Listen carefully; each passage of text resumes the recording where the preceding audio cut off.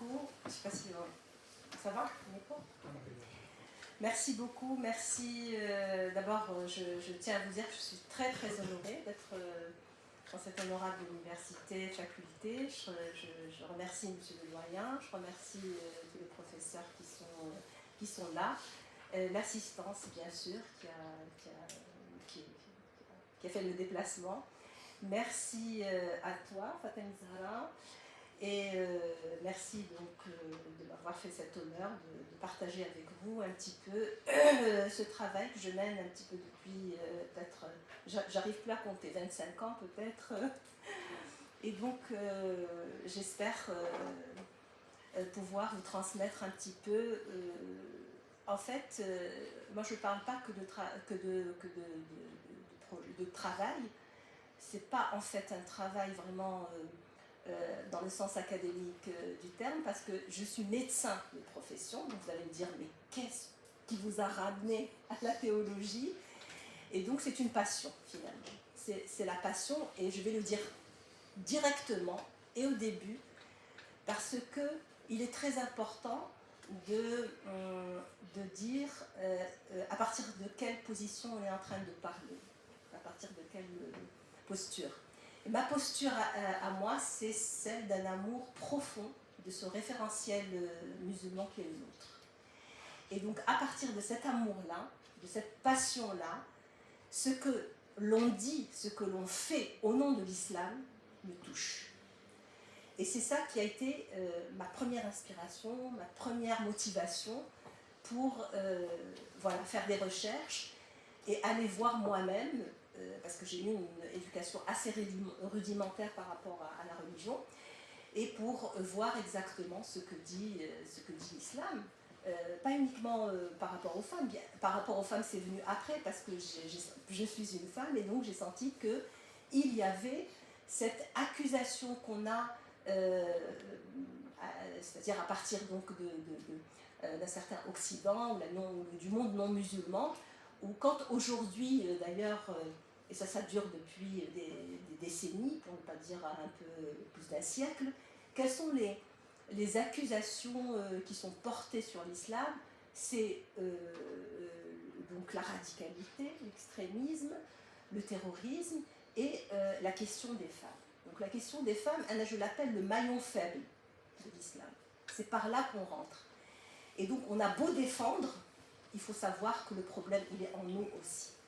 Et si on ne fait pas une autocritique, et si on ne commence pas par balayer devant notre porte, on ne pourra jamais s'en sortir. Ça, c'était juste une introduction pour vous dire d'où est-ce que je parle. Alors, on m'a proposé de parler ou bien on s'est mis d'accord sur la question de la parité et de l'égalité homme-femme. Pourquoi? Parce qu'aujourd'hui, c'est le débat qu'on voit aussi bien dans notre société que partout d'ailleurs, et dans notre société en particulier. Et d'ailleurs, parler de la parité et de l'égalité entre hommes et femmes, c'est parler des droits des femmes, mais des droits des hommes aussi. Parce qu'on l'oublie souvent. On a l'impression qu'on est en train de défendre juste le droit des femmes.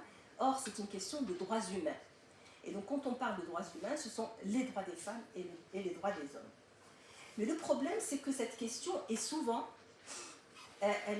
abordée sous l'angle exclusif les droits des femmes, la question des femmes, et surtout la question de la femme. Donc, qui me met, moi que je n'aime pas beaucoup, parce que nous ne sommes pas une femme, nous sommes des femmes comme les hommes sont des hommes, donc il y a une pluralité. Donc, quand on l'aborde sous l'angle exclusif des femmes, ou droit des femmes, on a l'impression qu'on est en train de revendiquer des droits qui sont aux dépens des hommes, c'est-à-dire contre les hommes. Et ce qui est absolument faux et erroné. Et c'est la première des choses qu'on doit avoir en tête. C'est vrai qu'il y a un féminisme, notamment occidental, qui a été contre les hommes, et contre le religieux d'ailleurs, mais il est minoritaire. Et c'est ça le problème, c'est qu'on a tendance à essentialiser et à ne pas essayer donc de voir les choses, de faire la part des choses dans cette question. Donc, mais c'est vrai qu'en parlant de parité et d'égalité entre hommes et femmes, on va être obligé de parler essentiellement de la question des femmes. Pourquoi? Parce que ce sont elles qui ont été marginalisées, qui ont été invisibilisées, qui ont subi donc cette dévalorisation au cours de l'histoire, de notre histoire islamique, et donc il faudrait absolument y remédier. Et comment?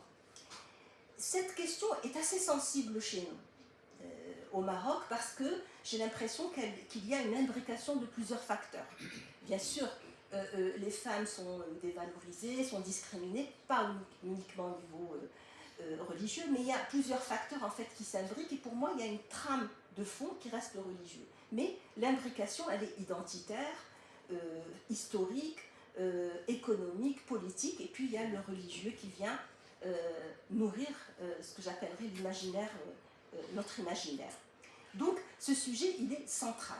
Il est central au sein de la société, comme on le voit aujourd'hui dans les débats concernant les réformes en cours du code de la famille, par exemple, et de certaines lois du code pénal. Et c'est donc une question qui cristallise une grande partie des tensions sociétales actuelles que l'on voit. Alors pourquoi il y a cette émotion, cette passion, je dirais même cette polémique autour de ces questions-là? Pourquoi chaque fois qu'on veut toucher à ces questions-là, il y a on l'a vu depuis le premier code de la famille en 2004, et tout le monde se rappelle ce qui s'est passé avant, comment la société elle s'est divisée en deux, entre soi-disant les modernistes, soi-disant les conservateurs. Et donc pourquoi chaque fois, et aujourd'hui, peut-être qu'on le sent moins, mais ça existe, le débat est là aussi, entre les gens qui sont pour et les gens qui sont contre. Pourquoi? Et ça va être le cœur un petit peu de ma présentation. Ben, je pense humblement que c'est essentiellement parce que cette question de l'égalité homme-femme et de la parité, elle est au centre de la dualité des référentiels que nous avons au Maroc. C'est-à-dire, on a un référentiel qui est dit celui de la religion, et un référentiel des droits humains, enfin des droits de l'homme et des conventions internationales que le Maroc a ratifiées. Et on constate que ces principes d'égalité et de parité entre femmes et hommes, même s'ils sont aujourd'hui en théorie largement acceptés. Vous allez voir un gouvernement aujourd'hui qui va tout le temps parler de droits des femmes, d'égalité, de parité, de l'obligation de les rendre effectifs, etc. Et ils sont donc acceptés en tant qu'idéaux pour la construction démocratique. Mais le grand problème, c'est qu'ils ont du mal à se concrétiser dans notre société, dans notre réalité, et malgré les avancées et les acquis réalisés depuis des décennies. Alors, avant de rentrer dans le vif du sujet, je vais rappeler certaines choses. La notion d'égalité entre hommes et femmes, donc comme je l'ai dit, reste malgré toutes les avancées qu'on a eues, un objectif qui est quand même aujourd'hui ineffectif, un petit peu, c'est-à-dire chez nous, mais pas que chez nous. Cette question, elle est mondialement partagée. C'est-à-dire que l'idéal égalitaire n'est pas encore, atteint dans tous les pays, même les pays qui se disent les plus avancés sur les questions d'égalité homme-femme.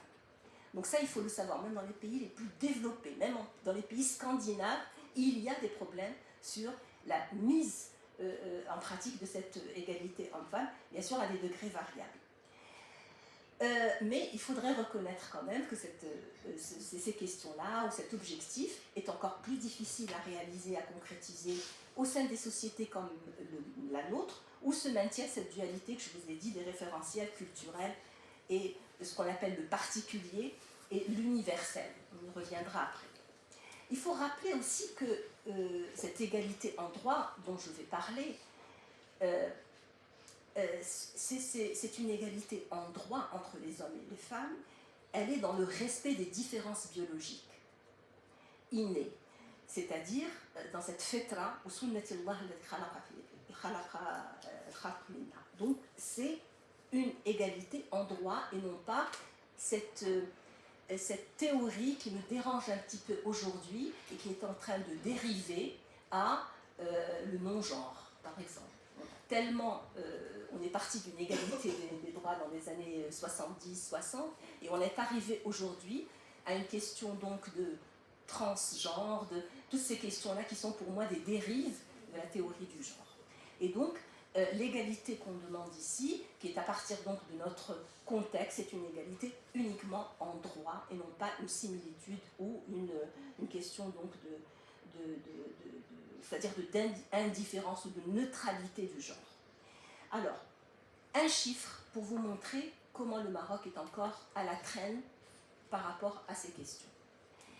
Le Maroc est classé 136e dans le Global Gender Gap 2022 sur 146 pays. 136e sur 146 pays. Et le Global Gender Gap, c'est-à-dire quels sont les critères de cette classification? C'est l'indice des inégalités de genre qui combine la participation et l'opportunité économique, le taux de scolarisation, la santé, survie et autonomisation politique. Donc, on le voit, malgré tout, le Maroc est toujours à la traîne. Et ce, malgré toutes ces réformes qu'on a eues quand même. Alors, par exemple, le Maroc a connu 2 grandes réformes, je crois que vous les connaissez tous, le Code de la famille en 2004 et la réforme de la Constitution de 2011. Ces 2 grandes réformes ont globalement eu un effet bénéfique sur le statut juridique des femmes, et ce grâce à une volonté politique qu'on connaît tous, qui vient des hautes sphères de l'État, et spécialement du roi Mohamed VI, qui a été l'impulseur de tout ça, mais aussi grâce à la longue et importante lutte des mouvements féminins au Maroc, il ne faut pas l'oublier, des luttes des femmes avant l'indépendance, après l'indépendance et dans les années 70 et 80. Comparé aux autres pays de la région, à part la Tunisie qui est plus avancée sur ces questions depuis très longtemps, les réformes de la Constitution et la réforme donc du Code de la famille ont constitué de véritables avancées juridiques. Donc je cite très rapidement l'égalité de l'âge de mariage à 18 ans, malgré le fait qu'on a des problèmes, l'égalité des droits et devoirs des époux dans la responsabilité du foyer, l'abrogation de l'obligation de la tutelle matrimoniale du wali pour les femmes, qui reste donc optionnelle, le divorce qui est devenu égalitaire, judiciaire. Et il faut savoir que ça, ce sont des réformes qui sont encore très très loin à atteindre dans des pays, dans la majorité des pays arabes. Ces 2 réformes, donc, elles ont été emblématiques quant au modèle d'émancipation des femmes dans leur philosophie. Et elles ont permis ainsi, malgré le fait qu'aujourd'hui certaines notions, il faut le reconnaître, sont dépassées, elles ont permis quand même de sortir de la configuration discriminatoire de l'ancien code de la famille, ne l'oubliez pas, qui était considéré comme sacré. Il était considéré comme sacré, comme vraiment émanant de la religion elle-même. Or, c'était des interprétations des fuqaha, et non pas, c'est pour ça qu'on a changé beaucoup de choses, sinon on n'aurait pas touché à ce qui est immuable. Donc malgré l'impact positif de ces 2 réformes sur la symbolique des droits des femmes, il reste que leur effectivité, on le répétera, au sein de la réalité sociale est très limitée, voire insuffisante par rapport aux aspirations aujourd'hui, aux revendications de la société et surtout des métamorphoses et des changements et des évolutions sociétales que l'on est en train de voir. Et c'est exactement ce qu'a dit Sa Majesté le roi Mohamed VI lors du dernier discours du trône de juillet 2023, quand il a demandé à ce que des nouvelles réformes se fassent à ce niveau-là. Par exemple, la Constitution de 2011, qu'est-ce qu'elle dit dans son article 19 ? Elle stipule l'entière égalité entre hommes et femmes, mais c'est un très long article et très intéressant à décortiquer, surtout pour les sciences juridiques, je pense, parce que cette égalité repose sur les conventions et pactes internationaux dûment ratifiés par le Maroc, et donc elle stipule l'égalité, mais, il y a un mais, dans le respect des dispositions de la Constitution, des constantes du royaume, Tawabit al-Mamlaka, et de ses lois. Et l'on constate donc que c'est une égalité finalement qui est conditionnée. Elle est conditionnée par le respect de ces constantes, de ces tawabits. Et quels sont ces tawabits ? Et ça, c'est un autre article donc, de la Constitution qui va nous expliquer quels sont ces tawabit. Ces tawabit, ce sont l'unité nationale, les affluents multiples, la monarchie constitutionnelle, le choix démocratique et la religion musulmane modérée, ad-din al-islami as-samh. Donc égalité conditionnée finalement par des tawabit, par des constantes, mais dans ces tawabit, ce qui est intéressant, c'est, à part l'unité nationale, elle ne posera pas de problème au niveau de l'égalité, la monarchie constitutionnelle, c'est un ciment de toute la société. Donc, quelles sont les deux choses qui vont un petit peu poser problème? C'est la religion musulmane modérée, din islam al-samh, et le choix démocratique. Et moi, je pense que les gens qui ont écrit la Constitution ont très bien fait d'ajouter din islami al-samh, parce qu'ils auraient pu dire din islami katawabit. Pourquoi ils ont mis al-samh? Ça veut dire qu'il y a une ouverture vers une lecture modérée. Parce que, il faut le dire, il y a plusieurs lectures donc, de l'islam. Et donc, pour une lecture modérée de cette religion-là, de l'islam, et le choix démocratique, c'est le choix des droits humains, universels. Donc, finalement, c'est une égalité conditionnelle. Et à mon avis, à mon humble avis, moi, c'est là où se loge le problème. C'est là où il se niche le problème de toute la problématique de l'égalité homme-femme et de la parité. Parce que, normalement, finalement, ce double référentiel juridique qui est droits humanistes et religieux, il devrait être source d'équilibre, d'harmonie, de richesse et de solutions aux problèmes juridiques, justement, que l'on voit. Mais le problème, c'est qu'il est un obstacle. Il est un obstacle à l'accomplissement et à la pratique optimisée des lois. Pourquoi? Parce que, regardez les débats qu'on a aujourd'hui, chaque fois qu'on va, je ne sais pas, par exemple, je n'ai pas d'exemple dans la tête tout de suite, mais chaque fois qu'il y aura une problématique qui concerne cette question-là, par exemple de l'égalité, vous avez les modernistes, entre guillemets, parce qu'il y a beaucoup de modernistes qui sont très machistes et qui ne sont pas du tout pour l'égalité, mais on va dire les modernistes, ils vont vous dire il faudrait, l'égalité, elle est un choix démocratique. Et vous avez les conservateurs, muhafidin, ou ce qu'on appelle muhafidin, qui vont vous dire non, elle est conditionnée par l'islam. Et par l'islam. Donc il y a un référentiel qui conditionne cette égalité, et pour eux, en islam, il n'y a pas d'égalité homme-femme. Donc, cette coexistence de deux référentiels, donc elle est souvent perçue, comme je vous l'ai dit, sous l'angle de l'opposition, de l'antagonisme. Et donc, elle alimente, elle cautionne certaines contradictions socioculturelles que l'on vit entre les lois et la réalité sociale. Et ce parce que l'imaginaire culturel est justement nourri par un discours généralement religieux, où le plus souvent l'égalité est perçue comme une donnée étrangère à notre culture. Une donnée occidentalisée, une donnée incompatible avec notre référentiel. Cette incompatibilité juridico-politique entre les lois s'inspirant d'une interprétation religieuse classique médiévale et les réalités socioculturelles constitue en effet ce point faible dont je vous ai dit, ce point névralgique de cette question, et elle ne peut pas être résolue, et je crois qu'on peut réformer les lois qu'on veut, elle ne peut pas être résolue si on n'a pas déconstruit au préalable cette logique contradictoire et confuse entre ces deux référentiels. Et c'est là où on est au cœur de la problématique. Et pour en sortir, et c'est pour ça qu'il faut déconstruire tout ça pour sortir de cette impasse-là. Alors, on peut se poser une série de questions. Est-ce que vraiment, il existe une incompatibilité ou une contradiction entre ce qu'on appelle le religieux et les valeurs dites universelles? Je mets tout entre guillemets, et vous allez voir pourquoi après. Est-ce que ce référentiel religieux auquel on s'identifie tous, la majorité des Marocains et des Marocaines, est-ce qu'il est vraiment inégalitaire, discriminatoire vis-à-vis des femmes, comme on le croit? Et comment alors régler cette tension entre la présence de ces deux référentiels que tout semble opposer. Alors je vais vous dire tout de suite, ça nécessite un séminaire pour répondre à ces questions. Parce qu'il est très difficile de répondre en 1 heure ou 1 heure moins quart à ces catégories, pardon, parce que ce sont deux catégories de pensée, et ce sont des questions en fait légitimes. Parce que tout dépendra de la lecture qu'on va faire, aussi bien du religieux que des droits humains universels. Tout dépendra de la lecture qu'on fait. Je commencerai par, très rapidement, j'espère, par le référentiel des droits humains.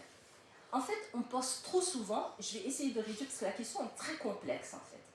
Le référentiel des droits humains, on pense souvent qu'il est né d'une rupture avec le religieux ou contre le religieux. Ça, c'est quelque chose qui est ancré dans la majorité donc, des gens quand ils ont affaire avec les droits humains. Même s'ils sont acceptés, pour eux, les droits humains sont vraiment en rupture avec le religieux et se sont distanciés du religieux. Ce qui n'est pas faux, Mais on oublie que cette rupture s'est faite avec l'Église et le clergé, elle ne s'est pas faite avec le religieux en tant que spirituel. Et donc, toute cette logique de rupture entre les droits humains et tout ce qui est référentiel religieux est aujourd'hui remis en question. Il est remis en question par de très nombreux philosophes, penseurs contemporains qui disent que tout le savoir accumulé durant les siècles antérieurs à la Renaissance européenne qui a donné lieu aux droits humains, eh bien, elle provient d'un héritage universel provenant des religions monothéistes. Et entre autres, musulmans et juifs, comme en Andalousie par exemple. Mais il a été le plus souvent oublié, voire absolument occulté. Là, je vous conseille de lire un livre qui est très vulgarisé et qui est très intéressant. C'est celui de Ali Ben Khalouf, « Pourquoi lire les philosophes arabes, l'héritage oublié ». Il est très intéressant et il explique cela. Donc, qu'est-ce qu'il y a eu? Il y a eu un véritable épistémicide.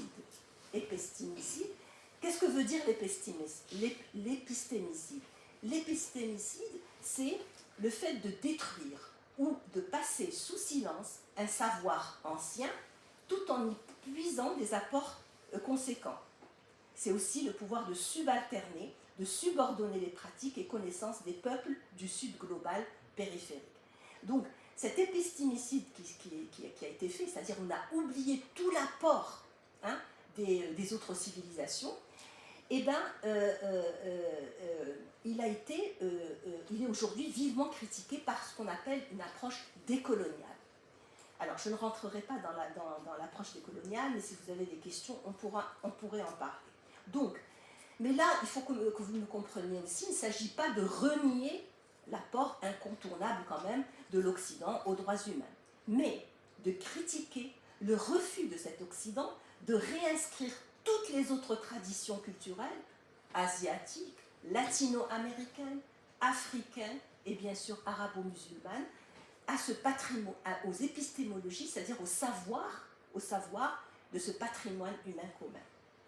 Les valeurs universelles, tout en étant, on le connaît, théorisées, repensées, reconfigurées et élaborées par une vision euro-américano-centrée du monde, eh bien, il reste que c'est le produit de toute l'humanité. Et c'est pour ça que Enrique Dussel, qui est un très grand théologien et philosophe latino-américain, il travaille sur le concept de la théologie de libération en Amérique latine. Il dit qu'il ne faut plus parler d'universel, il faut parler de pluriversel. Parce que quand on parle d'universel, on est dans l'uni, ça veut dire dans quelque chose qui est, et c'est ce qu'on voit aujourd'hui, qui est vraiment eurocentré et qu'on oublie le pluriversel, c'est-à-dire tout ce qu'ont apporté les autres traditions philosophiques, religieuses, etc.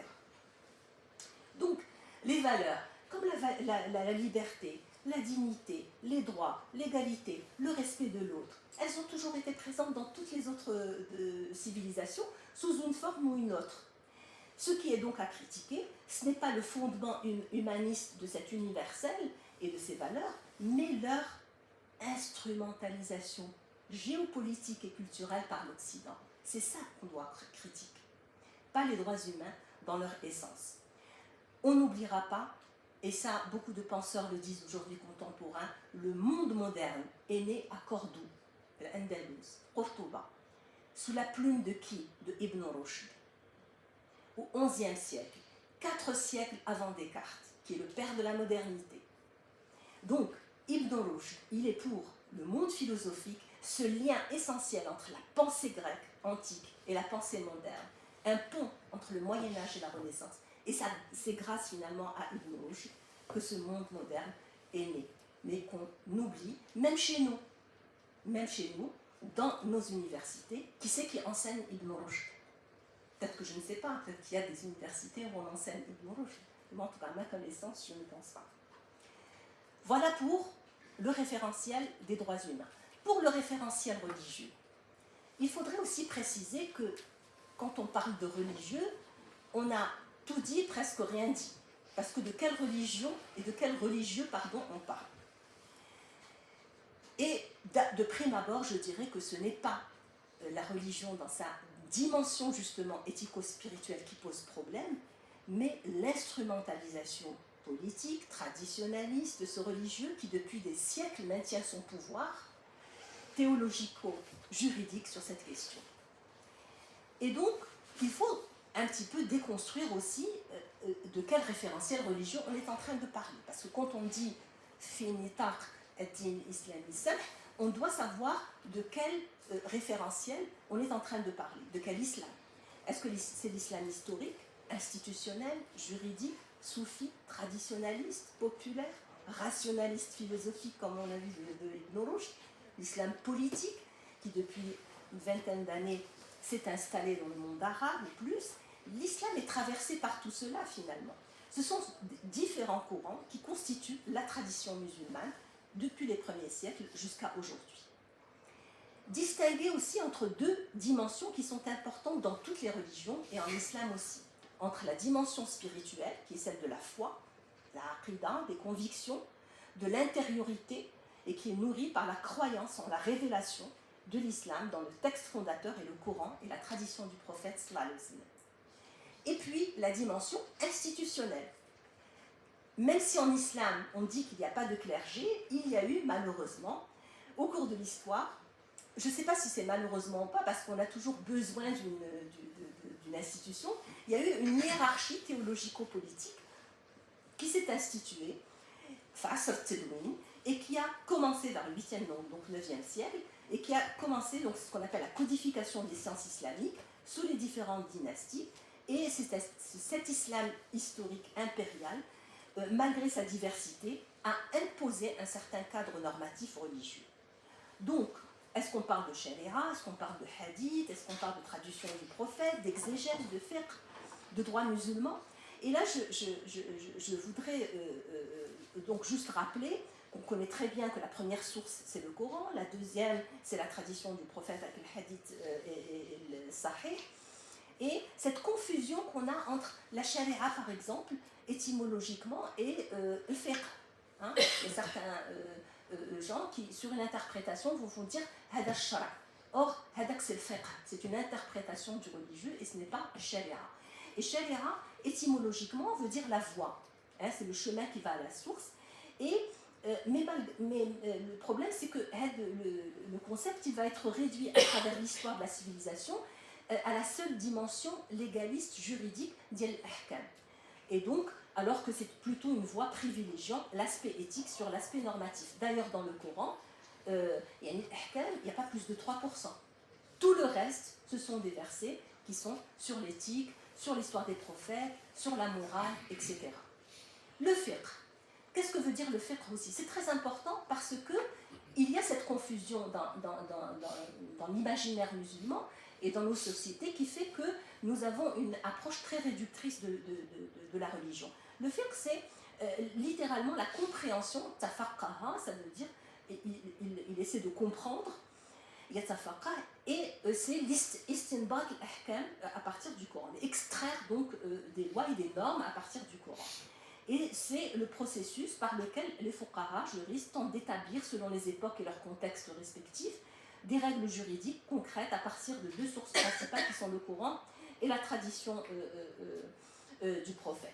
Alors, ce qui est important, et ça vraiment je vais essayer d'insister sur ça, c'est que le fiqh, normalement, en tant que normativité islamique, il s'est constitué progressivement, et ces compilations ne se sont établies qu'au temps de l'Empire abbasside, donc l'Abbaside Asr Tebouin, et il est caractérisé par sa pluralité, flexibilité et diversité.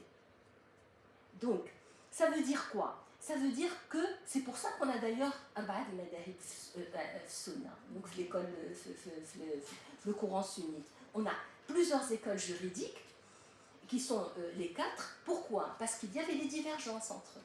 Il y avait des divergences. Donc, il y a une flexibilité, une pluralité de compréhension, d'interprétation et d'application de ces normes selon le contexte, etc.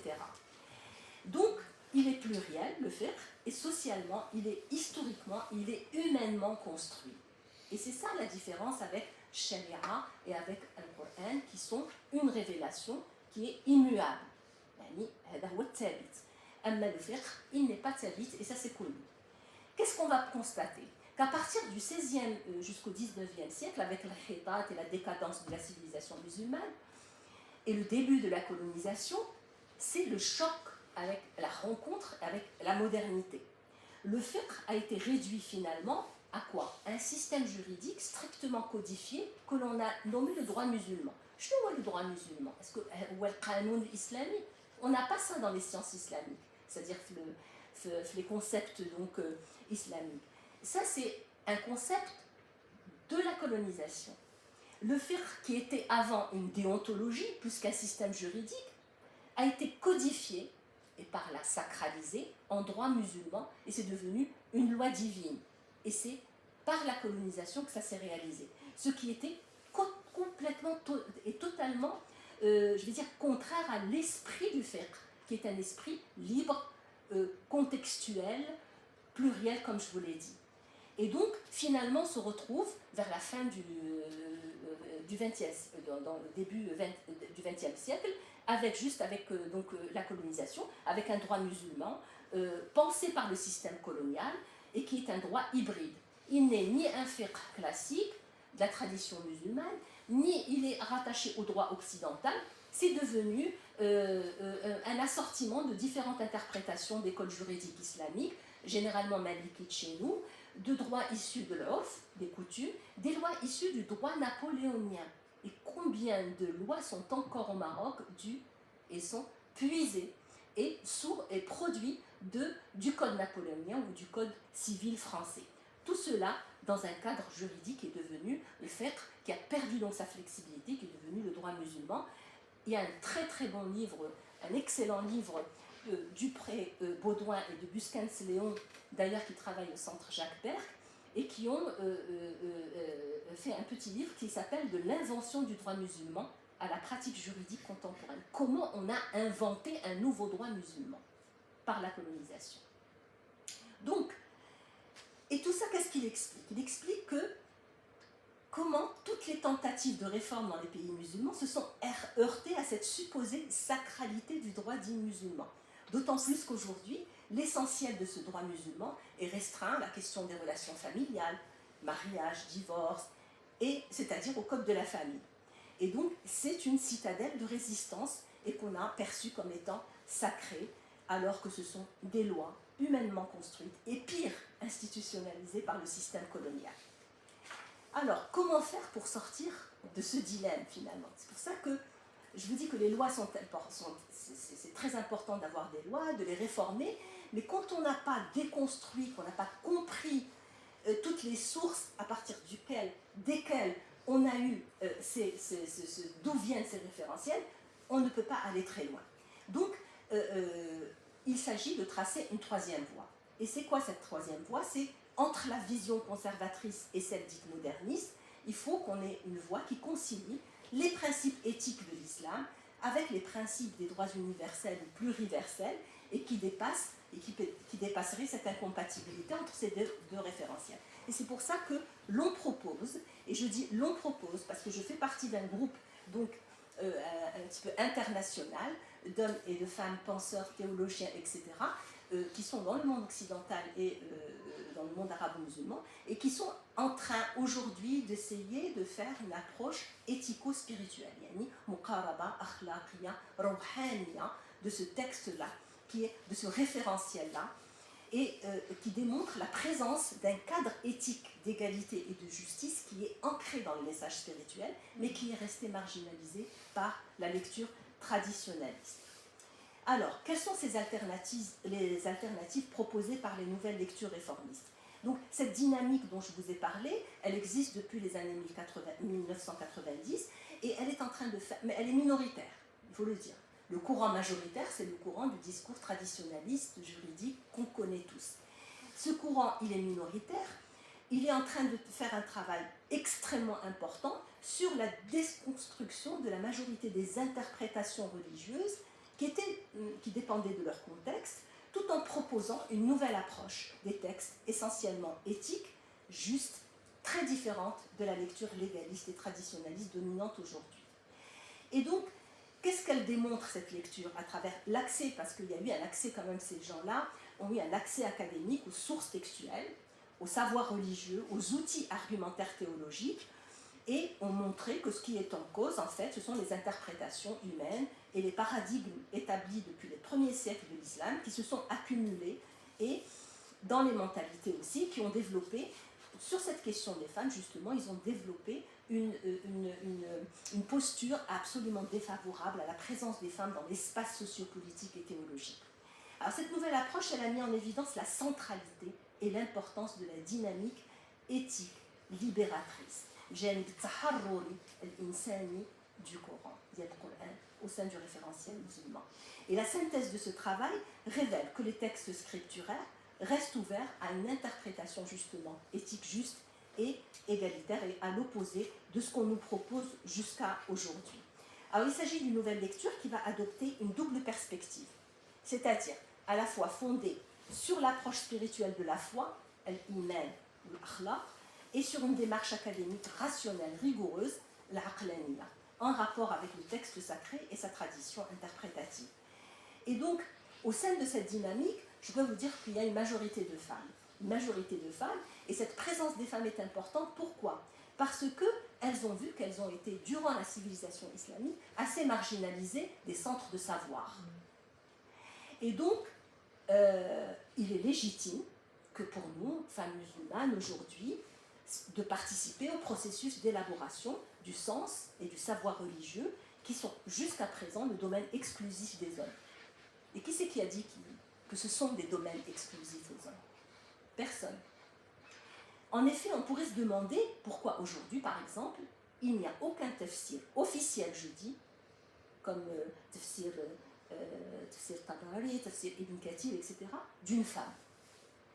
14 siècles, sans aucune production exégétique faite par une femme, alors qu'on sait que les femmes ont contribué, non pas seulement lors de la révélation avec le prophète sallallahu alayhi wa sallam et après, mais durant toute la civilisation islamique, elles ont été présentes. Il y a même des recueils historiques qui citent leur nom, mais elles n'ont pas été dans les centres de pouvoir, justement, du savoir. On pourrait se demander aussi comment Aïcha était quand même, après la mort du prophète, la première, et je vais dire la dernière moufti, Medina. C'était elle qui faisait, et à côté de toute son exégèse qu'elle a faite, etc.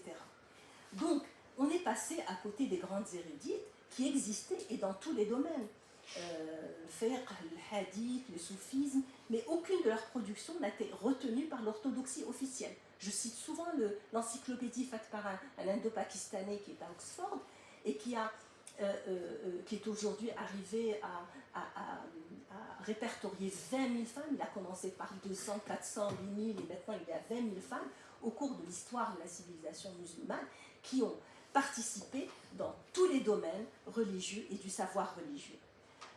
Nous partons donc du postulat qui affirme que le Coran, en tant que texte sacré, a une vision du monde cohérente et des enseignements théologiques, éthiques et juridiques profondément connectés et que l'on ne peut pas dissocier donc la vision éthique qui est la globale et la plus importante, de cette dimension juridique qui est aujourd'hui prédominante. On ne peut pas.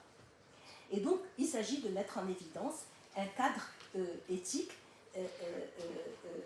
herméneutique, afin de proposer de nouveaux champs de lecture en faveur de cette nouvelle vision donc, du référentiel islamique. Et cette approche éthique, aujourd'hui, on a au Maroc deux grandes personnalités qui ont fait cette remarque. Le premier, c'est le professeur Taha Abdelrahman, qui a toujours dans ses livres montré du doigt le fait qu'il n'y a pas eu, au niveau des sciences religieuses islamiques, l'approche éthique.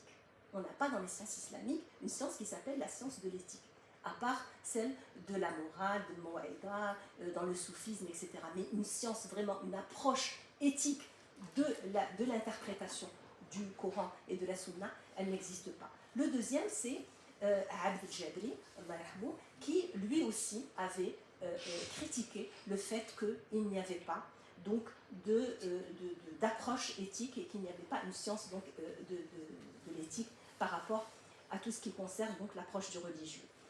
Donc, quand on voit l'histoire du tafsir classique, on voit que ni les mufassirin ni les fuqaha ne se sont préoccupés franchement de construire des théories de l'éthique fondées sur le Coran, alors que le texte, comme on l'a dit, est fondamentalement et prioritairement éthique. Et afin de pouvoir déduire les significations éthiques égalitaires existantes au sein du texte, il s'agit donc de changer de paradigme. Il faut absolument changer de paradigme. On ne peut pas continuer aujourd'hui à se baser sur des paradigmes élaborés dans le 8e, 9e siècle pour résoudre des problèmes du 21e siècle. C'est plus possible. Et c'est dans ce sens-là que la nouvelle approche va établir une nouvelle méthodologie. Très succinctement, cette méthodologie, elle a une approche holistique, téléologique, c'est-à-dire celle des finalités, de maqasid, intratextuelle, linguistique et historique, et qui est différente de la classique. Les classiques sont atomistes, c'est-à-dire ils prennent verset par verset, ils se focalisent sur quelques données, et il n'y a pas cette approche donc absolument holistique. Il y a une déconnexion entre le légal et l'éthique, et c'est influencé par le contexte, surtout le off. Donc, l'approche holistique du texte, c'est Shumoulia. Il faut restituer les thématiques, entre autres celle de la parité, de l'égalité homme-femme, dans la globalité du message spirituel et ne pas extirper les versets. Alors on parle de la polygamie, le divorce par là, le priwama par là. Non, tous ces versets-là, il faut les lire dans le sens global donc, du Coran. L'approche téléologique, c'est l'approche des finalités du texte, maqasidiya, qui est connue et qui est appelée maqasid sharia, où c'est l'instauration du bien-être social, l'islah al-amma, la levée de toute contrainte, raf al-haraj et la mise en œuvre de la justice iqamat al-adl. La lecture intratextuelle siyaqiyya qui permet de relier tous les versets entre eux, linguistique, historique, on la connaît parce que il y a aussi Asbab Nuzul qui sont connus et donc qui est très important pour connaître le contexte historique de l'époque. Et donc grâce à ça, qu'est-ce qu'on a remarqué? On a remarqué qu'on peut, au niveau du texte coranique, avoir plusieurs dimensions. Il y a la dimension éthique majoritaire, avec ses principes universels, vraiment, de l'exigence de justice, al-adl, de l'équité, de la compassion, rahma, de la probité, taqwa, de l'amour, mahabba, de la sagesse, al-hikma, de la solidarité, de la protection des plus démunis, de l'mustad'afina fil ard, excusez-moi, et qui englobe hommes et femmes sans aucune distinction. Dimension éthique, dimension humaniste. Elle est symbolisée par le concept coranique de insan, homme et femme. Le Coran interpelle les hommes et les femmes dans leur humanité avant tout. C'est une théologie qui transcende donc hommes et femmes dans la majorité des cas et qui interpelle notre humanité, qui interpelle l'être humain dans son âme, dans sa raison, dans son intelligence, hikma, mais aussi dans sa faiblesse. Alors que dans beaucoup d'interprétations fiqh, on va trouver al-mar'a da'ifa, etc. Alors qu'il n'y a aucun constat qu'on va retrouver dans le texte original par rapport à ça. Et et une dimension historico-conjoncturelle qui correspond aux versets qui vont répondre à des contextes historiques de l'époque et à des questionnements de l'époque. Ce sont essentiellement, par exemple, les versets qui vont parler des guerres, des conflits tribaux, de l'ghanaïm, de mulk al-yamin, des châtiments corporels, et qui aujourd'hui sont, dans la plupart et la majorité des pays musulmans, absolument dépassés. Alors, cette approche nous a permis aussi de mettre en évidence quelques affirmations, même si le terme de Moussaouet n'existe pas dans le Coran, et il n'apparaît pas, mais son esprit, sa traduction et son sens philosophique sont présents, et parfois de façon évidente, à travers des grands principes du texte sacré, comme l'adl, parce que l'adl,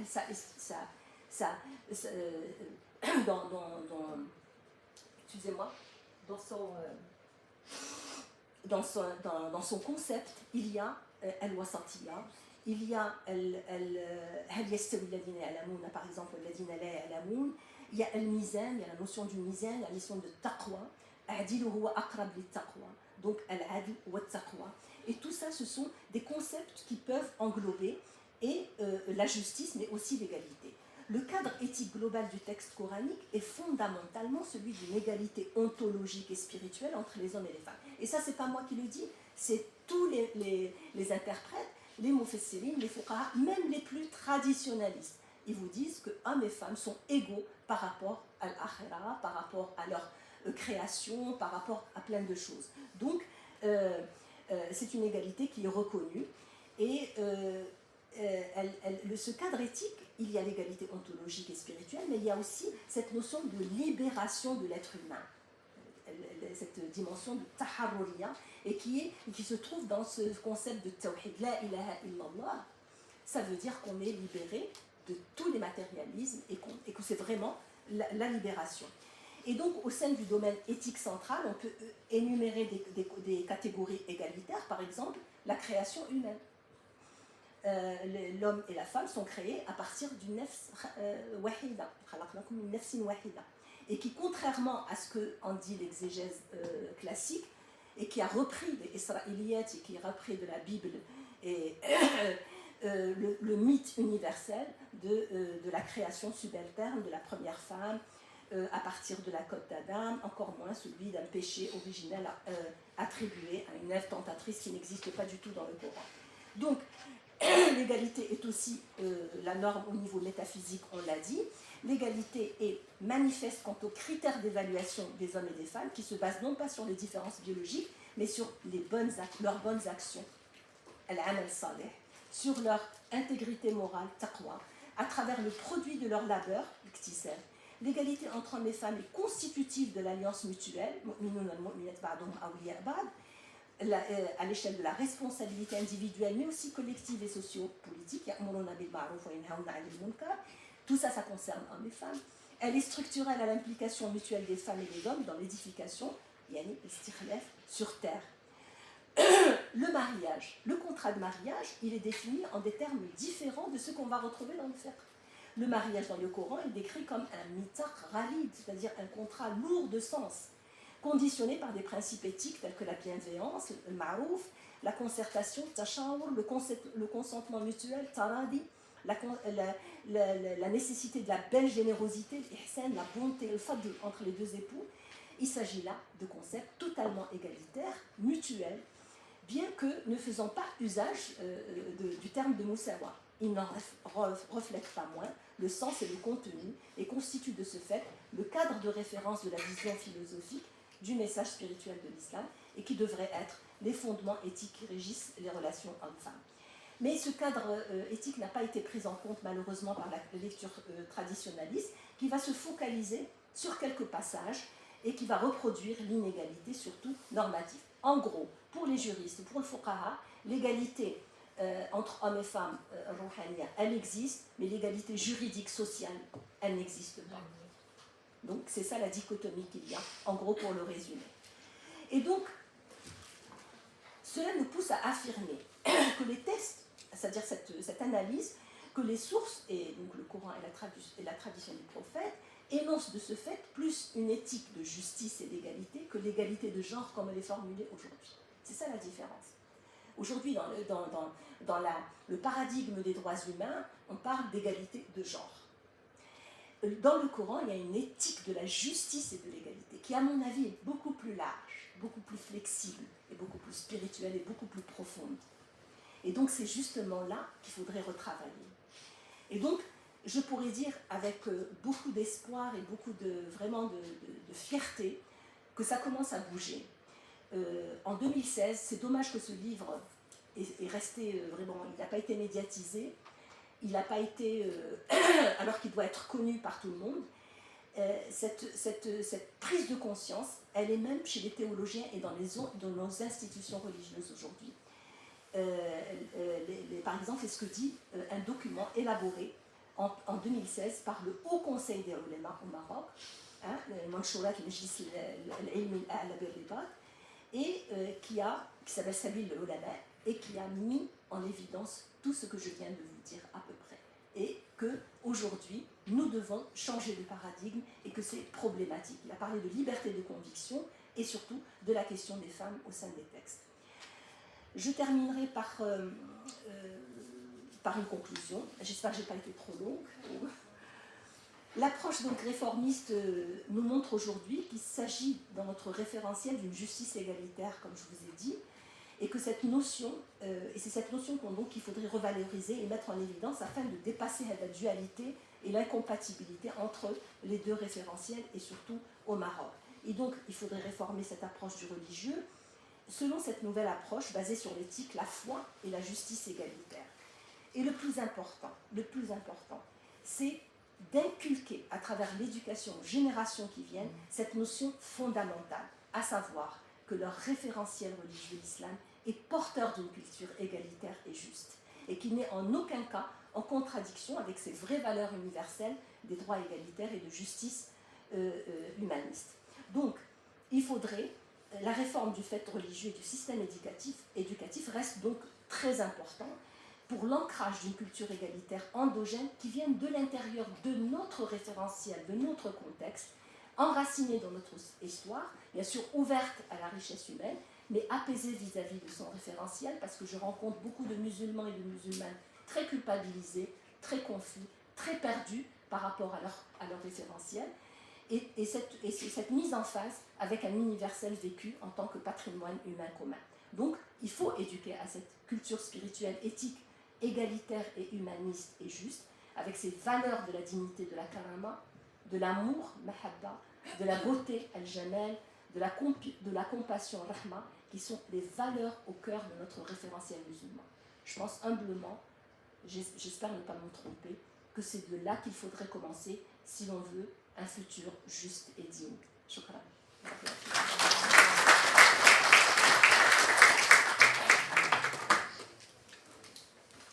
Merci beaucoup, ma chère Madame Asma El-Marabout, pour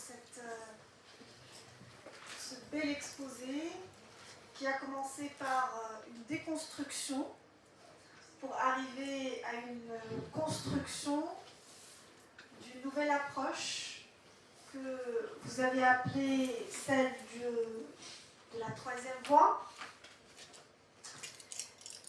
Et vous avez bien montré, en tout cas pointé du doigt, que la solution de la discrimination des femmes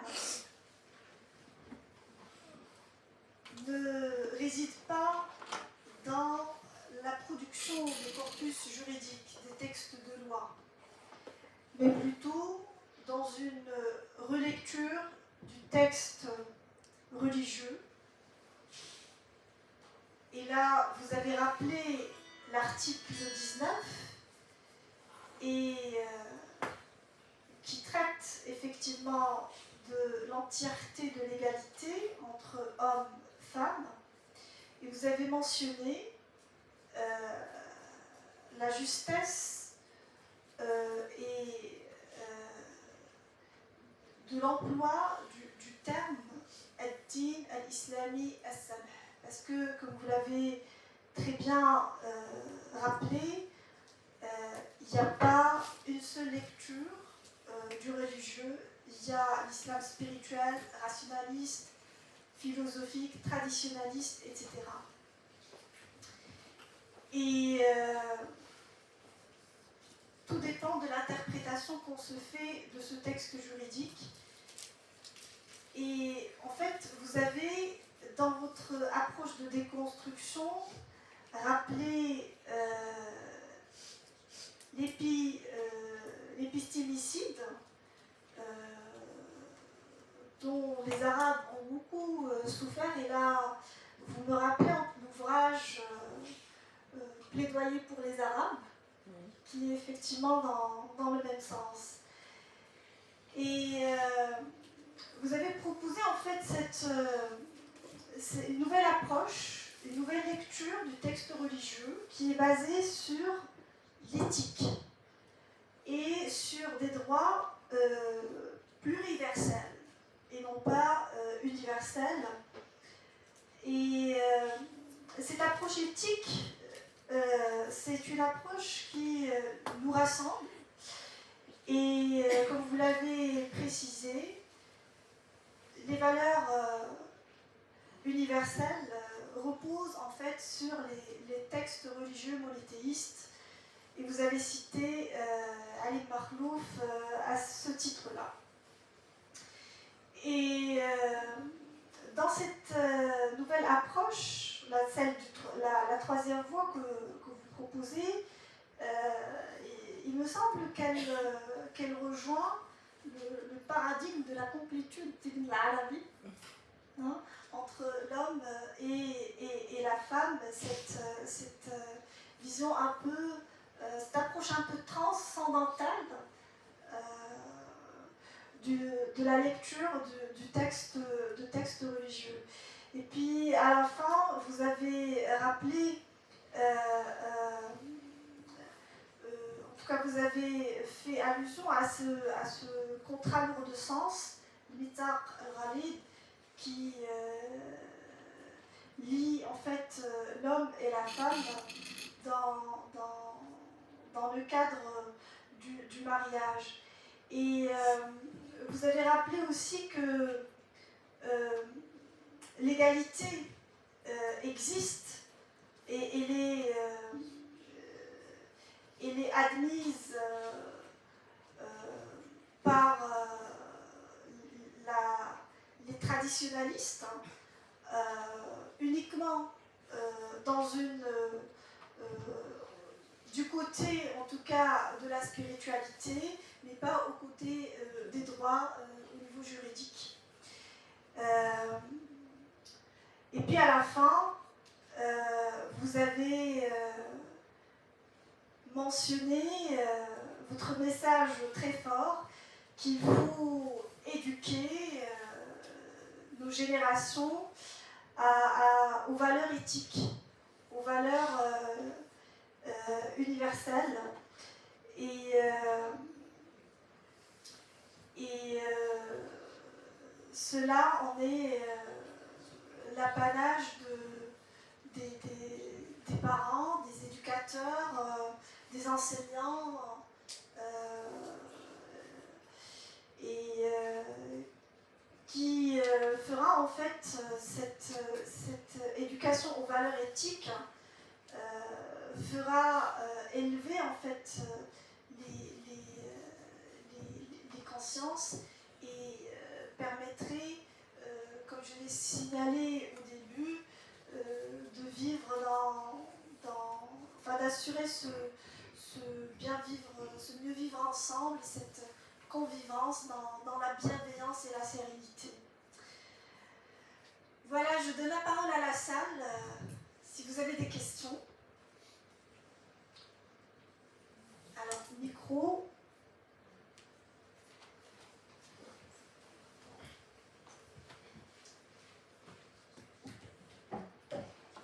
On va commencer par Madame Aïcha. Merci beaucoup, Dr. Esma. C'était vraiment très, très, très intéressant. En fait, nous, toutes les femmes musulmanes, nous trouvons un jour ou un autre devant un questionnaire à l'étranger. Pourquoi vous, les femmes musulmanes, vous subissez certaines choses et on n'arrive pas à leur expliquer exactement pourquoi.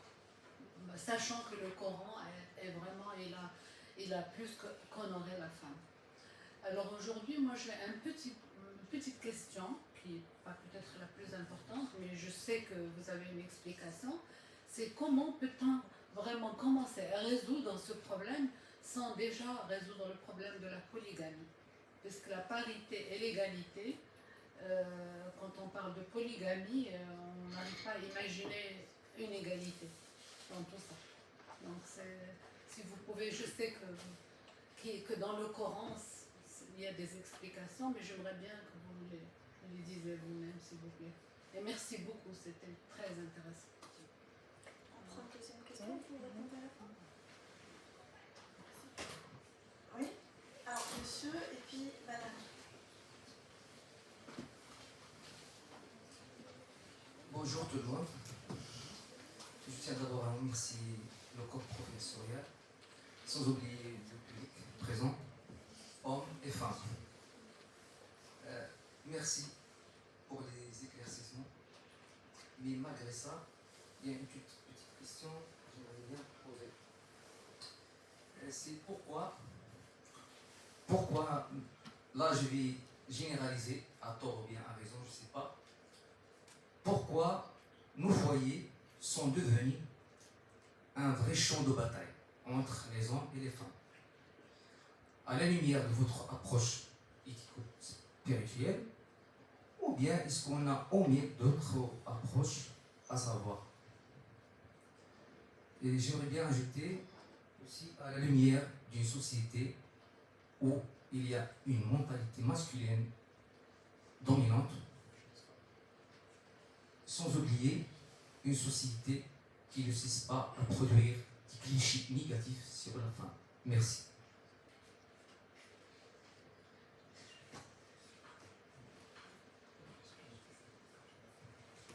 Merci beaucoup. Je vous remercie d'intervenir encore ce soir. Je n'hésite personnellement jamais à venir à toutes vos rencontres. Alors, ce que je voudrais dire, c'est que je partage totalement, et je suis très heureuse que ça vienne de vous, puisque vous êtes quand même une fille, certainement une fille, sans nul doute, je dirais, une figure sur de telles réflexions. Donc, le fait que vous ayez parlé de production humaine. Alors, je fais moi-même une analyse par rapport à ça et je vais même plus loin, c'est-à-dire que je considère que la Modouana est finalement une production elle-même humaine, qu'elle est votée au sein du Parlement, donc pourquoi elle ne serait pas modifiée tout simplement au sein du Parlement? Bien entendu, il y a ce statut de Amir al-Mouminin, je ne vais pas revenir dessus, et vous en avez parlé. Alors, j'en suis au stade de me poser des questions particulièrement sur l'héritage, qui est une question très sensible et pour cause. Alors, sur ce, j'en suis en ce moment en train de me dire sur quoi peut-on se baser pour donner des arguments convaincants. Voilà, merci beaucoup. Je pense que je vais prendre ces 3 questions. D'accord.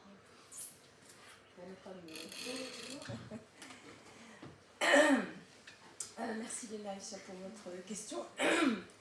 Oui, en fait, moi je dirais que la symbolique de la polygamie est très importante, même si bon, aujourd'hui, elle fait, je ne sais pas le pourcentage qu'on a, mais c'est moins de 1, je ne sais pas quoi, pourcentage au niveau de la pratique. Mais elle reste une symbolique assez importante. Et moi j'estime que justement, on a... Excusez-moi, j'ai un problème de rhinopharyngite. Donc, c'est que quand on revient à la source et qu'on fait cette lecture holistique, éthique, intratextuelle et tout ça, et on prend le verset de la polygamie, alors il faut voir sur la Tinissa combien de versets il y a avant et combien de versets il y a après. Et vient se nicher ce verset-là qu'on a ressorti, qu'on a extrait, qu'on a complètement, c'est-à-dire extrapolé de son siyaq intratextuel, et je parle aussi du siyaq historique, pour en faire une norme. C'est-à-dire une norme, c'est-à-dire que c'est devenu, ta'addud, c'est devenu haqq ar-rajul. Or, dans le Coran, on n'a pas cette sensation, même chez les premiers fuqaha. Il ne faut pas oublier que le contexte de l'Arabie, le Qamissab et tout ça, c'est un contexte polygamique, c'est un contexte où on se mariait avec plus de 20 femmes, etc. Donc le Coran est venu avec plusieurs phases pédagogiques, on le sait. La première, on essaie de limiter à 4, et puis il y a 2 autres versets qui viennent et qui disent il faut être juste, et puis après le dernier qui dit vous ne pouvez pas être juste, même si vous ne serez jamais juste. Donc, il y a cette... Et puis, c'est un verset qui est venu, et moi je vais vous le dire sincèrement, le verset qui est avant et qui parle des orphelines, il m'intrigue, parce qu'il y a une relation absolument, vraiment intriquée entre le fait de préserver le patrimoine des filles orphelines, dans un contexte où ce verset, c'était la bataille d'Uhud, où il y avait beaucoup de veuves, etc. Donc c'est l'exemple des versets contextuels qui sont venus, ils allaient traiter d'une question contextuelle en essayant de donner une finalité qui est la justice. Donc regardez, on a toujours besoin des valeurs éthiques pour pouvoir dire que cette notion, elle est coranique ou pas. Cette notion, elle est coranique, mais elle a une norme éthique qui est l'aigle. Et quand il n'y a pas, et moi je suis désolée de dire qu'en général, quand il y a une polygamie, il n'y a pas de hadl. Ça ne peut pas se voir. Et déjà, juste pour les enfants qui sont nés de cette... c'est une vraie problématique. Plus que ça, on oublie l'histoire, on oublie que le prophète sallallahu alayhi wa sallam a refusé que sa fille Fatima Zahra que Ali ibn Abi Talib se remarie, etc.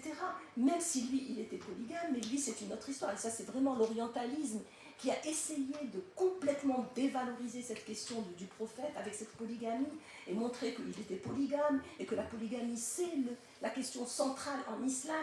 Et donc, nous, on a ingurgité tout ça en disant, ah ben oui, c'est quelque chose qui fait partie de notre culture. Or, non, ce n'est pas vrai. Et donc, le prophète, même s'il s'est marié avec plusieurs femmes, il l'a fait dans des conditions extrêmement spéciales, ordonnées par le Coran, et c'est ça le côté justement conjoncturel, parce qu'il y avait des alliances. C'était un monde d'alliances. Et pour avoir l'alliance d'une tribu, se marier avec une femme d'une tribu, c'est avoir cette tribu qui va rentrer dans l'islam, etc. Donc c'est vraiment se poser dans c'est des contextes géopolitiques qu'on trouve partout, on a des intérêts, etc. Mais lui, il est resté quand même 24 ans sans se marier, alors que toute sa société était polygame. Rasoul sallallahu alayhi wa sallam est resté avec Khadija radiallahu anha pendant, c'est-à-dire qu'il n'a jamais pensé à se marier. Et si elle était restée vivante, je ne pense pas qu'il serait marié, sauf si on considère que l'ordre divin est venu pour... mais bon, ça c'est une autre interprétation. Mais pour vous dire que tout dans l'approche éthique nous montre que la polygamie n'est pas une norme, qu'elle a été une possibilité dans le contexte où on était, donc de l'époque, et qu'elle est limitée et conditionnée par la justice et par la haine. Donc c'est ce qu'il faut appliquer aujourd'hui. Et moi je ne comprends pas aujourd'hui comment, même si elle n'est pas applicable sur le plan pratique, c'est-à-dire à cause des conditions économiques, et on peut avoir différentes sortes de polygamie, aujourd'hui c'est très sensible. Dès qu'on parle de ça, on dit ah, vous touchez au texte sacré, la polygamie qui est dans le Coran, il ne faut pas la toucher, etc. Il ne faut même pas l'interpréter. En 1950, Alla al-Fassi, qui était alim من علماء هذه البلاد ومن الوطنيين في كتابه النقد الذاتي, il le dit clairement. Il faut, ماشي بحال اللي دايرين حنا في المدونة aujourd'hui, la conditionnée, le juge, des conditions draconiennes et tout ça, parce qu'on n'a pas osé l'enlever, parce qu'il y a quand même un courant aussi très, très conservateur et très hostile à tout ça. Mais lisez Naqd al-Dati de al-Fassi et vous allez voir comment il dit il faut abolir aujourd'hui, en 1950, la polygamie, parce qu'elle est devenue le conditionnement de l'injustice dans les familles. Et comment aujourd'hui, je ne sais pas combien d'années, des décennies après, on n'ose pas et on dit que, voilà, vous voyez comment aujourd'hui il y a une influence d'une certaine lecture rigoriste, juridique, très littéraliste, et puis elle est due aussi, il faut l'avouer, à l'ignorance religieuse qu'on a. ما عندناش ثقافه ديال العلم والتعلم في الدين ما عندناش الثقافه الدينيه ما عندناش donc l'éducation est essentielle ici parce que ce qu'on nous apprend dans les écoles c'est vraiment le rudimentaire, c'est quelque chose de très carré. العبادات c'est important de les apprendre كيفاش نصلي وكيفاش ولكن هذا tout le domaine de l'achlaqiyat mais c'est primordial parce que sans l'achlaqiyat, l'ibadat ça vaut rien. Pour le champ de bataille, moi je suis complètement d'accord avec vous qu'aujourd'hui les couples, en tout cas les couples de cette génération-là, vivent, vous savez, ça c'est le produit, j'ai l'impression, de cette modernité mal comprise, de cette modernité qui finalement nous on l'a vécu d'une façon je vais dire débridée, parce que alors, on veut être moderne tout en s'attachant à la tradition religieuse, et en même temps cette tradition religieuse, comme on nous l'inculque, elle est vraiment voilà, très restrictive par rapport aux questions des droits des femmes. Et donc, il y a certaines catégories de femmes, dès qu'on leur parle de libération et de modernité, elles ont l'impression que voilà, que tout est permis, que se libérer, ça veut dire se libérer aussi du religieux, de tout. Et puis les hommes aussi, et vous avez justement, on revient au fait qu'en amont, on n'a pas reçu cette éducation de comment Zawaj, c'est un mitaqrali, c'est un respect vis-à-vis l'un de l'autre, c'est un partenariat, tout est tachawur ou tsaradi, et les concepts, quand on a dans nos universités, enfin, nos BABA, nos écoles, eh bien on aura quand même des générations qui vont apprendre à respecter justement leurs partenaires hommes ou femmes. Et la mentalité masculine dominatrice, eh bien elle vient de l'éducation des femmes. Attention, c'est les femmes qui reperpétuent le même, parce qu'elles ont été éduquées comme ça, et donc elles vont reperpétuer. Et plus que ça, moi je connais des théologiennes, c'est-à-dire des savantes religieuses, qui sont aujourd'hui dans des institutions religieuses, et qui comprennent qu'il y a une discrimination envers les femmes. Et donc, on a une peur, et pour prouver qu'on est pieux, qu'on est religieux, on va se soumettre à la norme, on va se soumettre à un certain cadre social qui fait qu'on ne peut pas sortir de ça, et donc on transmet. Et donc les femmes vont transmettre la valorisation du garçon par rapport à la fille, et on transmet à la fille cette culpabilité, cette dévalorisation, et voilà, et c'est des sociétés schizophrènes qui restent génération après génération. Et donc, on revient toujours à cette question de l'éducation, si on n'a pas, parce qu'on peut, comme je l'ai dit, je le redis, on peut réformer toutes les lois qu'on veut. Et c'est très important de réformer les lois parce que ça fait bouger les mentalités. Elles ne les font pas bouger dans le fond. Et c'est pour ça qu'en parallèle, il faut faire la réforme de l'éducation, de toute l'éducation et du religieux essentiellement. Pour la question de... je vous remercie madame pour vos mots. Oui, le code de la famille, c'est une série d'interprétations, de production humaine, c'est-à-dire d'interprétations de fuqaha, etc., qui eux-mêmes ont interprété selon leur contexte donc, les normes et les ahkam de leur époque, et selon leur urf, etc., mais il y a une inspiration quand même, ils ont été inspirés quand même par ce qu'on appelle l'ahkam diniyya, par les lois religieuses et par la religion. Donc il y a, mais ces interprétations ne sont pas sacrées, parce que ce qui reste sacré c'est le texte et la révélation, et non pas leur interprétation, et d'ailleurs ils le disent. Voilà, encore une fois, on ne lit pas l'histoire. On connaît tous comment l'imam Malik disait que je ne dis pas, je n'ai pas le monopole de la vérité, le seul qui peut dire la vérité c'est celui, il était à côté du tombeau du prophète sallallahu alayhi wa sallam, pour donc l'isma, les rois, ils n'ont jamais dit, surtout les fondateurs, les écoles juridiques n'ont jamais dit que leur production, que leur interprétation était immuable, était sacrée. Jamais. C'est après, c'est génération après génération, et c'est ce qu'on appelle la culture du taqlid, que l'historien Al-Arawi explique très bien, qu'on a enfermé tout ça, et on est devenu au sein, entre les écoles juridiques. C'est grave quand même.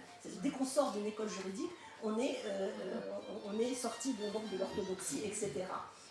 Et Imam Shafi'i, on connaît très très bien comment il a changé sa fatwa depuis, c'est-à-dire du Caire à Bagdad, parce que le contexte de Bagdad n'est pas celui du Caire au même moment, etc. Donc voilà, il y avait une flexibilité qu'aujourd'hui on n'a pas. Aujourd'hui, dès qu'on vous parle de... Je vais donner un exemple pour concrétiser la qadiyya diyal at-taqlid. Il y a eu l'affaire, je ne sais pas si vous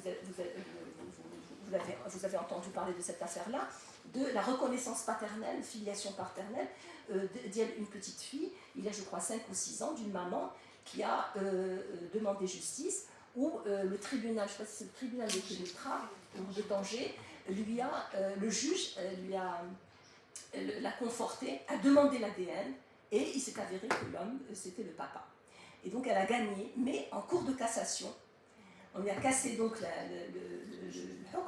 le jugement, mais sur quoi? Sur une fatwa de Ibn Hazm du XIe siècle. C'est quand même tragique. C'est-à-dire, est-ce qu'aujourd'hui, on n'est pas capable de faire une interprétation? Et aujourd'hui, alors qu'on a l'ADN, on a des outils, et même on a des outils pour prouver ça scientifiquement. Alors que à l'époque de Ibn Hazm, et même avant, il y avait d'autres, c'est-à-dire il n'y a pas de ijma' sur ça. Il y a vraiment une multiplicité, c'est-à-dire une interprétation qui est très divergente d'un faqih à l'autre, d'un juriste à l'autre, par rapport à cette question de la filiation. Et il y a un fa, il y a un raqid, il y a l'istilhaq. Donc il n'y a pas de ijma' par rapport à ça. Et donc pourquoi ce juge-là, on m'a dit que c'était une femme, donc pour prouver que c'est pas toujours les hommes qui sont machistes, et c'est une femme qui a dit non, et elle a puisé au niveau donc du XIe siècle, où Ibn Hazm, qui était assez rigoriste sur cette question, a dit que al-walad al-firash, donc il n'est pas question, c'est hors de mariage, donc on ne peut pas. Mais cette juge-là, finalement, elle a raison. Elle a raison. C'est-à-dire qu'on ne peut pas la critiquer, elle aussi, parce qu'elle a pris du référentiel dans la dualité. Puisqu'on a une dualité, elle a la Constitution. C'est-à-dire, les deux référentiels sont là. Le référentiel religieux, même s'il est modéré, et le référentiel des droits humanistes, elle est partie puiser dans le référentiel religieux qui, pour elle, elle a pris cette seule interprétation, alors qu'elle aurait pu trouver d'autres interprétations. Donc, c'est pas que je ne veux pas dire qu'elle a raison, mais c'est-à-dire que dans sa mentalité à elle, juridiquement, elle avait le droit d'aller vers des références juridiques, tu vois, même si elles étaient anciennes. Alors, pour l'héritage, vraiment c'est une question hyper sensible, parce que justement, là aussi, on a absolument, comment je vais vous dire, oublié toute l'éthique de l'héritage, en prenant un verset par exemple, qui est celui le plus polémique, c'est celui de la fratrie, et en disant que c'est, voilà, qu'il y a une égalité, et donc c'est problématique, etc., alors qu'on ne peut pas résoudre ce problème, c'est-à-dire cette problématique de l'héritage, si on ne la remet pas dans l'éthique de l'égalité, de la justice coranique par rapport à cette question, et même la justice de certains fuqaha au début. Ce serait trop long à raconter, mais il faut savoir, et c'est pour ça que l'approche historique est aussi intéressante. Est-ce que vous savez que la question de la répartition des quotes-parts de la fratrie, frères et de la fratrie, elle existait avant l'islam. Et ça, c'est dans des compilations historiques vraiment authentifiées, elle existait. Et ça, c'est pas bizarre, parce qu'il y a beaucoup de choses dans le Coran qui existaient avant l'islam, et que le Coran a essayé c'est-à-dire de remodifier, de lui donner une certaine autre éthique, de lui donner un autre objectif, etc. C'est comme le pèlerinage. Mais on lui a donné une certaine norme, une éthique, etc., qui a changé. Donc, le jeld, tout ça, ça existait avant, c'est les seuls châtiments qui existaient. Et donc le Coran est venu, il a utilisé les mêmes. Sur les questions juridiques et les questions sociales, le Coran était très pragmatique et réaliste.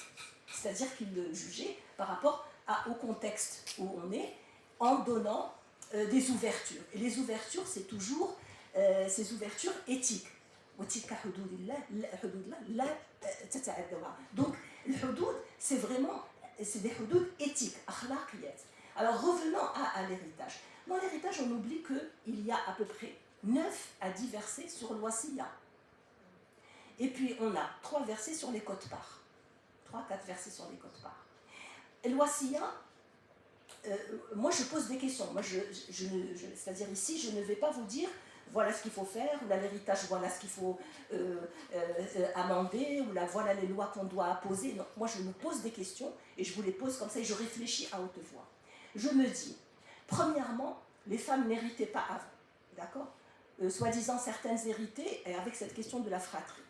Qui c'est qui héritait avant les femmes? C'était l'élite. L'élite de Quraysh, par exemple, c'était les femmes héritées. D'ailleurs, c'est pour ça qu'on peut se poser des questions sur tout le legs, le patrimoine de Khadija, par exemple, donc qui a hérité, etc. Donc, certaines femmes de l'élite héritaient. Alors, pour le reste, les femmes, les vieux ou les jeunes, ils n'héritaient pas. Je vois le critère d'évaluation, le critère pour que les femmes héritaient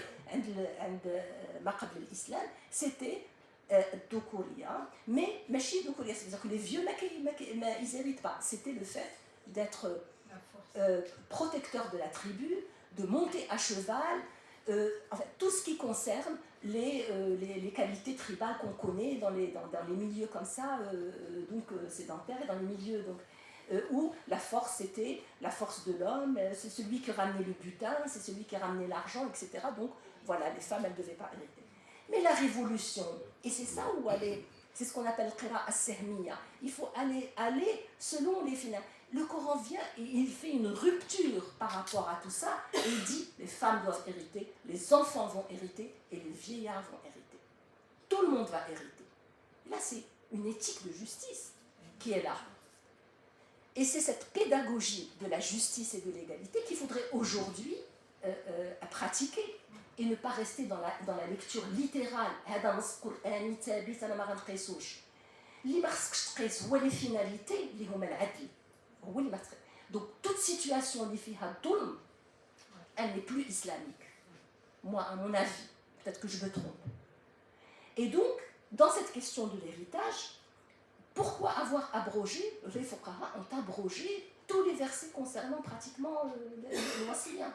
Ou ils sont abrogés par les quotes-parts de l'héritage, ou par le hadith nabawi, la wasiya al-walid. Et donc là, ça pose des questions vraiment de méthodologie et de logique qui sont... parce que justement, les versets où il y a les quotes-parts, c'est-à-dire qu'on ne distribue l'héritage que et donc l'wasiya mais c'est kutiba, c'est une obligation. Donc moi la question que je me pose, mais pourquoi on a... Bon, il y a autre chose, c'est vrai que en obligeant c'est-à-dire qu'en imposant le testament, on prend le risque d'avoir des testaments inégalitaire et injuste. D'accord? Donc qu'est-ce qu'il faut? Il faut un équilibre. Il faut un équilibre, et ce n'est pas à moi de le dire, c'est aux juristes. Aujourd'hui, il faut des collectifs où les théologiens qui n'ont pas et qui ne doivent pas avoir le monopole du religieux, je suis désolée, parce qu'ils sont dépassés, parce qu'ils ne connaissent pas c'est-à-dire, ils ne connaissent pas le contexte économique, sociologique, ils ne connaissent pas le contexte donc dans lequel ils vivent, ils connaissent que cette théologie qu'ils ont appris par Taqlid. Donc, mais ces théologiens peuvent nous servir par leur expertise de l'interprétation donc, du Coran et des mots du Coran et des concepts, mais avec des sociologues, des économistes, etc., des juristes, pour voir quelle est l'approche la plus juste, la plus éthique pour pouvoir régler ce problème. Et moi, je dis souvent quelque chose de très simple, vraiment, peut-être que c'est bête même, sur cette question de la fratrie. Hein? Et quand j'ai parlé, les gens pensent que j'ai parlé d'égalité entre frères et sœurs. Moi, je vois l'argumentaire que donne la majorité des ulama, par exemple, quand la fille prend la demi-part, ils disent « Ah oui, parce que kayn qiwama, rijalu qawwamuna ala nisa » et donc le frère, il est qawwam ala dan. Je suis cette logique, hein. Je vais suivre cette logique. Le frère va s'occuper de sa fille, de sa sœur, parce que lui il se marie, etc. Il a beaucoup plus de dépenses et il doit maintenir sa sœur, il doit maintenir son épouse, etc. Moi je dis, il faut travailler au cas par cas et voir quand ce frère-là n'est pas capable de prendre en charge sa sœur, qu'il lui rende sa demi-part. Wesh hadchi haram, si on donne une demi-part, est-ce qu'il y a quelque chose, c'est-à-dire que ce qui est interdit, c'est de donner moins. Mais si tu donnes plus, et c'est le frère qui ne peut pas maintenir et qui va lui donner sa demi-part parce qu'il a d'autres responsabilités, je ne pense pas qu'on est dans l'injustice. Donc, ce n'est pas une question d'égalité, c'est une question de justice. Et donc, et le frère qui s'occupe de sa sœur et qui en prend charge, et de sa mère, etc., il a droit de prendre une part double. Je suis désolée. Mais maintenant, il faut aussi revoir les conditions socio-économiques qu'on a. Alors, 20% des foyers aujourd'hui au Maroc, à leur tête, sont des femmes. Elles prennent en charge le frère, le père, la mère, tout le monde. Et dans l'héritage, elles sont lésées. Donc, c'est pour ça que les juges, on ne doit pas laisser ça à des calculs adoulaires. Ça veut dire les radios, vraiment, je trouve ça comme des calculs mathématiques qui sont sans âme, sans rahma, sans rien du tout. Non, il faut qu'on vienne les conditions. Et regardez, la majorité des questions, des problématiques qu'on a au niveau de l'héritage, eh bien, vous savez, la moitié des gens n'ont aucune notion de dîme. وما كيعرفوا في الدين غير الارث ولا part ديالو ما كيعرفوا حتى حاجه فهمتي راه تلقاه لا مدين شو بينه وبين الدين دي كيلومتر مي سور سيت كيسيون كيقول لك لا طبق الشرع هو الشرع تنطبقوه من الاول حتى الاخر الا بغيتي تطبق الشرع كتطبقو بالعدل ديالو والقسط ديالو donc voilà c'est très je sais que c'est très complexe c'est très mais c'est cette approche-là qu'il faut pour essayer de régler ce genre de problèmes qui sont, je le comprends, très très sensibles, mais il faudrait le faire et dépassionner le débat. Mais c'est parce qu'on parle de ça qu'on est en rantkfro, ou là on essaie de comprendre qu'on va nous sortir de l'Mella ou de l'Omma, et que c'est terrible parce que c'est devenu quelque chose. Alors je vais essayer de dire quelque chose, je ne sais pas, hier j'ai vu un communiqué d'un parti politique qui m'a fait peur. Je ne sais pas si vous l'avez lu, je l'ai dit, je ne vais pas dire le nom, mais c'est horrible, un communiqué où c'est Yom al-Qiyama, vous êtes en train de toucher à la sacralité. ما كنشوفوش الظلم اللي كاين الاقتصادي والسياسي وهذا الظلم كله اللي كاين كنشوفوا غير الظلم اللي كنقيسوا les choses qui sont à voir avec la discrimination envers les femmes et les hommes aussi. Et donc voilà, c'est vraiment cette approche globale qu'on doit avoir pour essayer de régler ce genre de problème. L'harmonie du couple, c'est sûr. Oui, bien sûr, et de la famille. Et de la famille. Je ne sais pas s'il y a d'autres questions. Alors, ça serait la dernière. Oui, micro. Alors moi, si vous avez une voix qui porte, qu'on peut vous entendre sans micro. شكرا استاذ عمر. لدي تعليق بسيط. غياب فهم كنسمعوا انا بعدا كنسمعوا غياب مقاربه روحيه للنص الديني يعود في نظري وقد اكون مخطئا الى سببين اساسيين. السبب الاول وهو ان البيئه التي نزل فيها النص الديني اتحدث عن القران هي بيئه بدويه، بيئه لا يوجد فيها غير الشعر شعراء، بيئه ديال صالكه، يعني بعيده جدا عن الحضاره. علما انه قبل نزول القران وحتى في تلك الفتره كانت هناك مراكز حضاريه في محيط شبه الجزيره العربيه. السؤال الثاني او ملاحظه ثانيه، غياب فهم روحي للنص الديني اعتقد يعود كذلك الى ممارسات دينيه اللي بين قوسين قائمين على نشر الرساله في البدايات الاولى، بمعنى ان الذي كان يهم الرسول الرسول صلى الله عليه وسلم في الخطاب هو نشر الدين واقامه الدوله، وليس يعني التركيز على الجانب الروحي. انا ما متفقاش معك.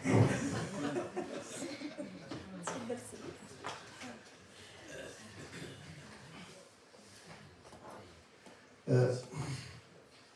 أنا تتبعت وقرأت كثيرا عن يعني المقاربة الخاصة بكم، ولكن يبدو لي بأن هناك جانب كبير من الفقه الإسلامي لا ننتبه إليه، وهو الفقه الشيعي.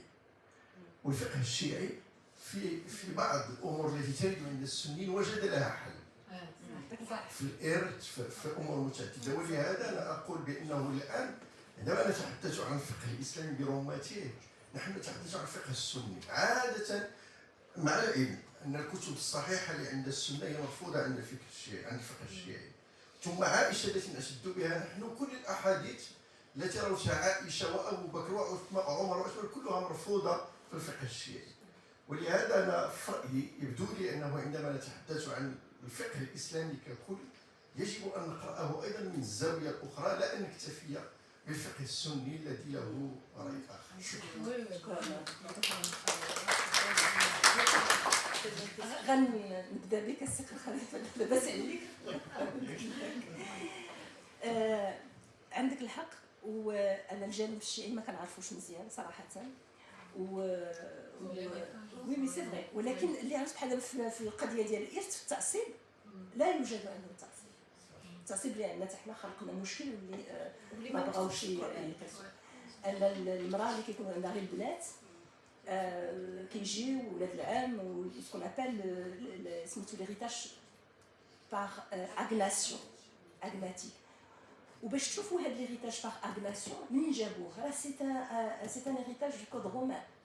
جابوا بان الفقهاء خداو من هاد التاريخ ديال قبل الاسلام، دونك ما خداوش من دونك استنبطوا هذا الشيء باش يعطيو توجور ديك العصبه، لان بالنسبه لهم المراه دائما خصها هذيك المراه مع اللي بناتها كانوا العم اولا ولد العم، وداك الشيء هو اللي غيحافظ عليها، هو اللي غادي يعني.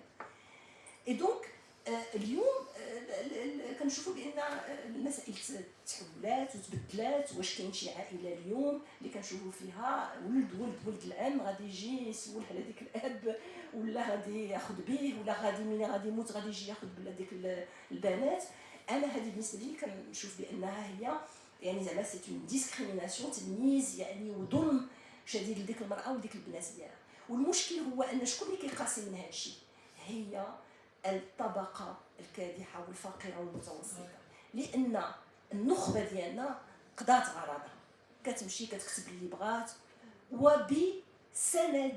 وهذا الشيء كنقول لكم لاننا عرفتو من المتدينين ومن فقهاء كيقول لهم ما تبقاوش تهرسوا راسكم، سيروا كتبوا لهم. وعلاش منين انت كتقول لهم سيروا كتبوا صافي دير كنت متفق ياك بان هذا الشيء فيه ظلم وحلف. انا هذا كنعتبرو نفاق. اي دونك ايفيكتيفمون الاستاذ عنده حق، كاين واحد المرجعيه في عند الشيعه اللي ما غنقولوش كلها، لان سمعت كاين مسائل اخرى اللي حتى هما عندهم فيها غلو كبير، ولكن كيبقى انه خصنا ناخذوا حنا من هذا يعني. وحتى هذا يعني هذا التشدد اللي عندنا على الامام مالك، اللي كان الامام مالك معروف انه هو كان يعني مغلوب عليه عرف المدينه.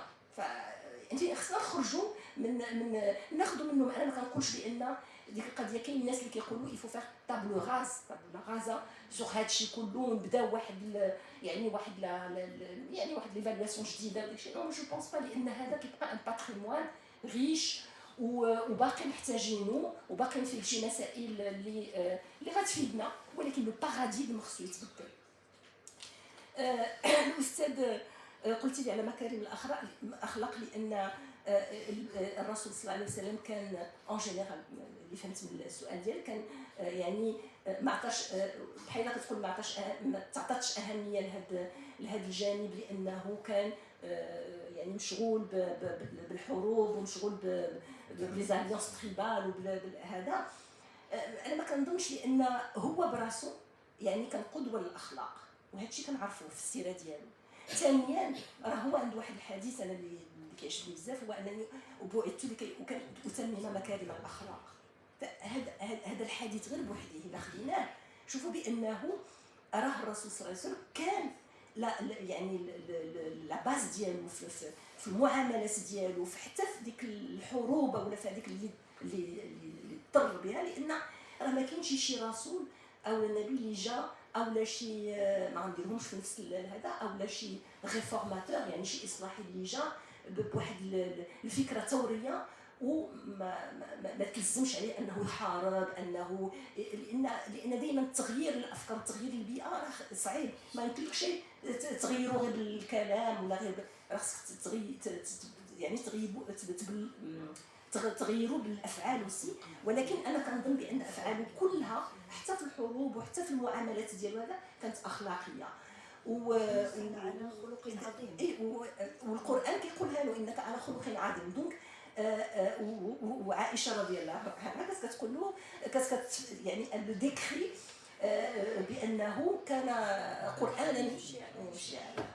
اي دونك انا ما متفقش معك في هذه القضيه، كنشوف غياب الجانب الاخلاقي في الحضاره الاسلاميه غادي جاء من بعد وبدا خصوصا في عصر التدوين في القرن الثامن والتاسع تحت السلطه والسلطويه السياسيه. تما كانت توجهات، فديك التوجهات ما بقاتش الاخلاق والسياسه كنعرفوا بان عديمه الاخلاق في غالب الاحيان. دونك كانت المصلحه السياسيه الكبرى، فالعلماء انضموا لهذا الشيء وكان يعني من بعد كانوا يعني بعيدا على الاخلاقيات، وكان الهاجس ديالهم هو كيفاش يقننوا سي اون دير سا في هذا السونس هذا ويضبطوا المجتمع، والمجتمع ما كيضبط غير لي نورم وبالاحكام، لانه سينو غتكون الفوضى. الاخلاق مهمه ولكن الا ما كانوش الاحكام راه، ولكن ديك الاحكام خصها يعني تكون انسبيري وتكون يعني مستنبطه من ماخوذه من الاخلاق. وهذا تفسيري ويمكن كنت انا غلطان. شكرا.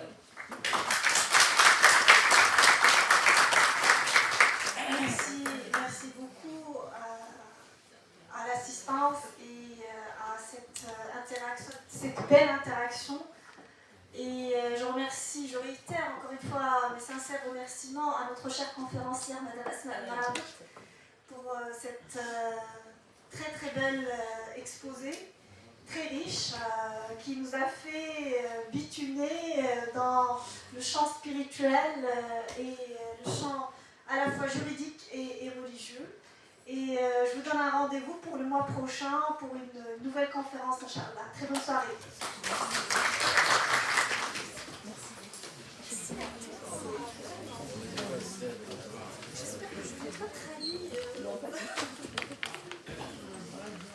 D'habitude, on sort en déchet.